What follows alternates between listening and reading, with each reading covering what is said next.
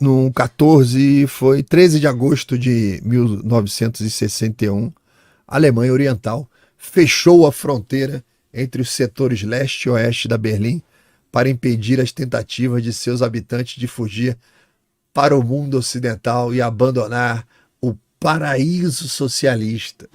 Surgiu um muro no paraíso socialista, o Muro de Berlim. Então, era um 13 de agosto de 1961.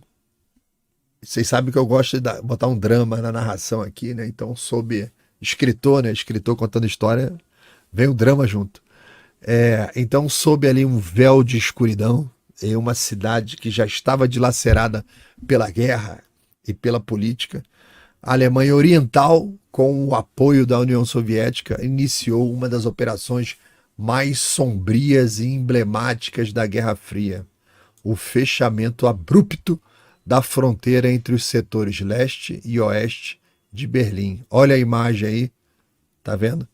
Era tudo uma coisa só e aconteceu o fechamento. Então, enquanto eu faço o relato, eu vou deixar passando um vídeo aqui, que é um vídeo da obra, tá? É um vídeo da obra. Então, enquanto passa o vídeo ali, vocês ficam vendo a obra aí, enquanto eu faço o relato aqui, né? Eles fizeram um fechamento abrupto ali dos setores. E nessa madrugada fatídica, uma cortina surge de concreto, arame farpado. Tudo começou a ser erguido, separando as famílias, separando os amigos, separando os empregos dos seus funcionários. Tinha gente que morava de um lado, trabalhava do outro. Cortou a sociedade pelo meio, dividiu uma nação inteira. Então, a cidade dividida, após ali o fim da Segunda Guerra Mundial, a cidade já tinha sido dividida entre os aliados. A Alemanha foi dividida em 4 zonas de ocupação, controlada pelos Estados Unidos, pelo Reino Unido, pela França, pela União Soviética. E Berlim, localizada ali no coração da zona soviética, também foi dividida, criando setores de ocupação que tornariam esses blocos oriental separado do bloco ocidental. Essa visão, que era inicialmente temporária, logo se tornou permanente, com a crescente tensão entre as potências aliadas e o início da famosa Guerra Fria.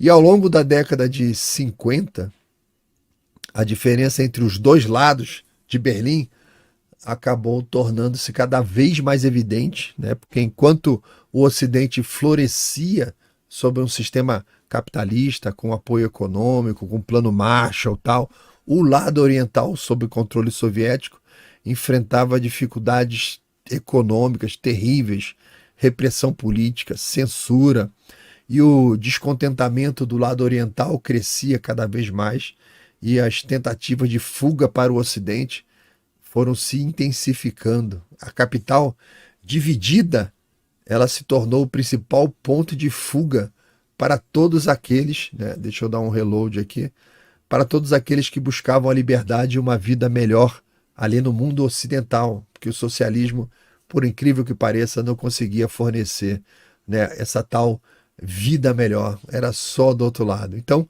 a liderança ali da Alemanha Oriental, que na época que era comandada pelo tal do Walter Ulbricht, estava alarmada com o êxodo constante, um monte de gente fugindo para o lado do Ocidente. Então, entre 1949 e 1961, 3 milhões de pessoas fugiram do paraíso socialista.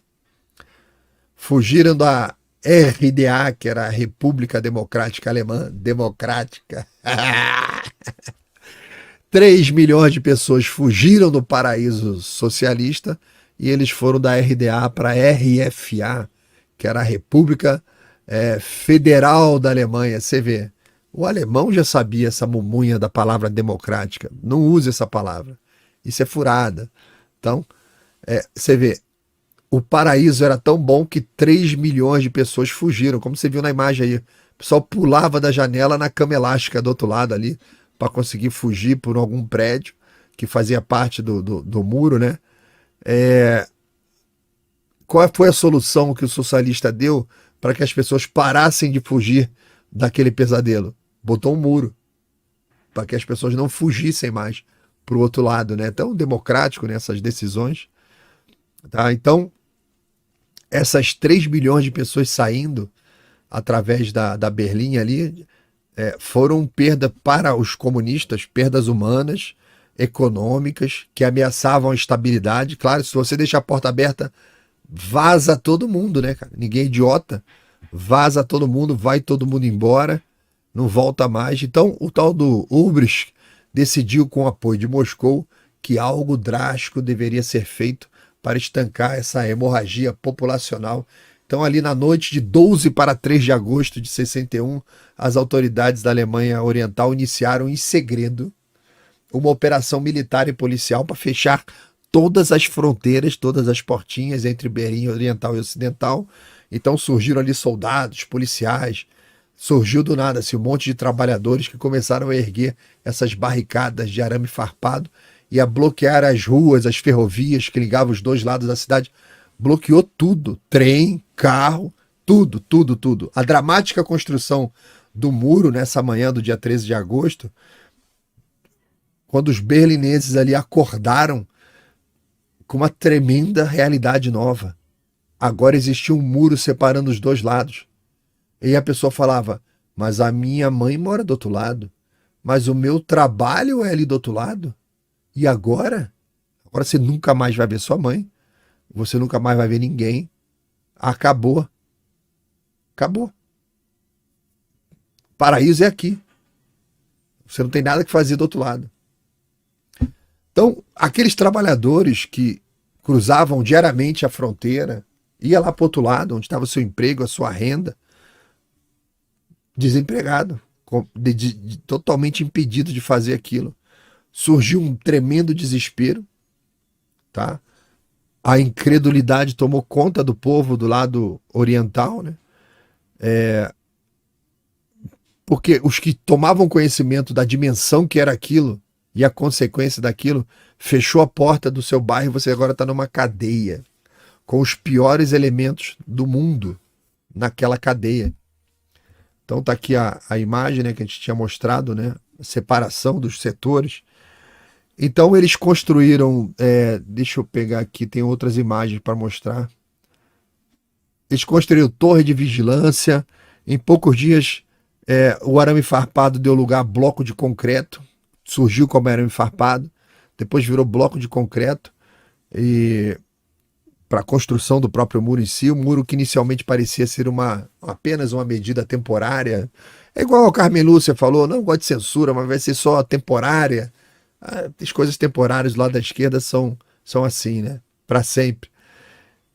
Então, o arame farpado foi trocado por muro de concreto. O muro inicialmente que parecia alguma coisa... Eu não sei como é que alguém olha para um muro e acha que aquilo é temporário, né? Então, o muro não só subiu, mas ele começou a ser incrementado ao longo dos anos e começou a ficar cada vez mais sofisticado. Surgiram depois torre de vigilância, surgiu trincheira, surgiu zona de morte, que eram faixas ali do terreno vigiadas, onde qualquer tentativa de fuga, a ordem era metralhar. Tinha cachorro solto ali dentro, cachorro para atacar também qualquer um que passasse pelo intervalo dos dois muros. Então, ali era um tipo de prisão a céu aberto. Berlim virou uma cadeia. Os habitantes todos passaram a estar dentro de uma cadeia. Então, o Muro de Berlim não foi só uma barreira física, ele foi um símbolo dessa divisão ideológica daquele tempo, que dura até hoje, né, que separa o mundo em dois blocos antagônicos. Um é o Muro da Vergonha, que era conhecido, esse muro pelo lado do Ocidente, né, pela falta de liberdade, pelo fracasso de um sistema que precisava isolar as pessoas para poder sobreviver. Ou seja, é um muro que criou um tipo novo de escravidão para que aquelas pessoas não fossem embora e o paraíso socialista não falisse por ausência de seres humanos. Então as consequências imediatas do impacto na construção foram devastadoras. Dezenas de pessoas foram mortas ao tentar escapar. Muitas vezes elas eram mortas sob o olhar impotente dos parentes do lado ocidental, esperando a pessoa, vai fugir por esse cantinho aqui e tal, a pessoa atravessa e é metralhada ali, morta, na cara da família. a pessoa morrendo. Essa divisão causou enormes sofrimentos humanos, com milhares de famílias separadas, sem qualquer comunicação possível. Economicamente, Berlim Ocidental ficou isolado, tornou-se uma ilha capitalista, cercada ali pelo comunismo. A cidade sobreviveu graças ao apoio constante dos aliados ocidentais. A presença militar norte-americana foi um símbolo dessa resistência também, garantindo que não aconteceria nenhum tipo de expansionismo soviético. Se deixasse a soviética, a União Soviética toma o resto de Berlim, né? Politicamente, o muro solidificou essa divisão da Alemanha e tornou o Berlim era o centro mundial da Guerra Fria. E as imagens de pessoas desesperadas, como a gente viu no vídeo aqui, né? Ao ponto o que as pessoas se sujeitam em busca de liberdade, né? Muitas vezes morrendo nesse processo. A cidade completamente rasgada. Foi uma tremenda de uma vergonha, né? Então,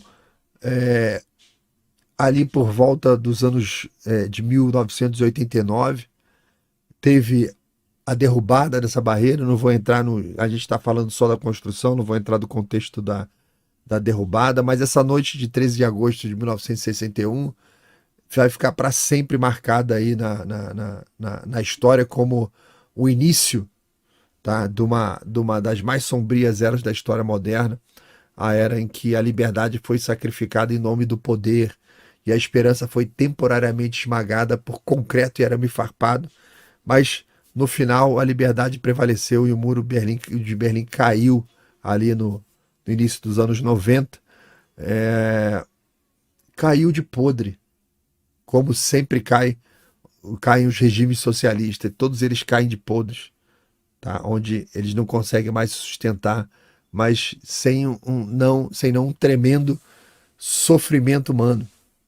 Então, além dessas imagens que vocês estão vendo de época aqui, das pessoas se jogando dessas alturas para poder fugir, pessoas mortas, a construção do muro ali em andamento.